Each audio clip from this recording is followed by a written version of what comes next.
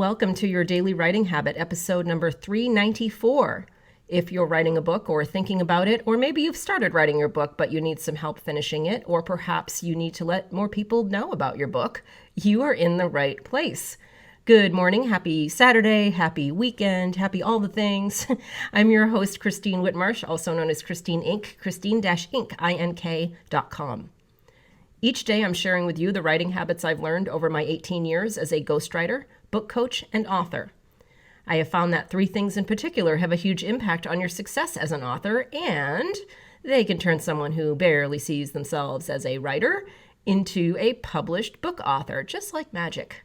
Writing fundamentals, productivity, and mindset habits. Here's today's quote. The more that you read, the more things you will know. The more that you learn, the more places you'll go. Dr. Seuss, of course, because who really else speaks or has spoken in rhyme so perfectly? And speaking of Dr. Seuss, we're going to have some fun today, as we've been doing on Saturday episodes, especially in quarantine during the world situation, really trying to lighten things up and have some fun and smiles in our lives here. So we are going to look at lessons and quotes from the legendary author himself of such books as The Cat in the Hat and Green Eggs and Ham. And let's see what we can learn from those books as authors. So I'm going to call these Writing Lessons from Dr. Seuss. So the Dr. Seuss line is, you'll be able to tell his lines versus mine because his rhyme. Kind of obvious, but thought I'd say it. You have brains in your head, you have feet in your shoes. You can steer yourself in any direction you choose. And for me, this means as authors, we're all stronger and smarter and more capable than we sometimes believe. Even at our most frustrating and uninspired moments, I'd be willing to bet that if you breathe and step away from your writing, take a walk, meditate, whatever, don't go on social media, that's not always the best idea, but then come back and trust yourself. I bet you will tap into new layers of creativity you never knew you had. Trust yourself is the lesson there. Next one. Today you are you. That is truer than true. There is no one alive who is youer than you. I love Dr. Seuss. I just realized that. This kind of language, it's just beautiful. Anyway, just wanted to add that in there.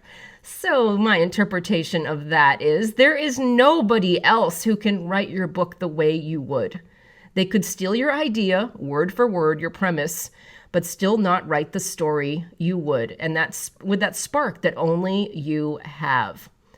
Only you are in your head with your stories. To other people in the idea stage, they're just passing ideas, but they're not solid until you make them so. The next one is, today was good, today was fun, tomorrow will be another one. And this means for me, no matter how bad of a writing day you've had, you still have more opportunities to fix any damage tomorrow and the next day and right up until the book goes to print. Nothing is final until then.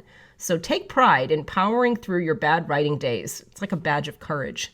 Assume that tomorrow will always be better. The next one. Unless someone like you cares a whole awful lot, nothing is going to get better. It's not. As an author, you have a huge opportunity to make things better, even for just one person. You're an author because you care, believe it or not, and that is a special thing. It doesn't have to be a self-help book either. It can be, as a fiction writer, you care enough to want to entertain and inspire others by creating literally an entire world for them. You care about others as an author, and that is an awesome thing. Think and wonder, wonder and think.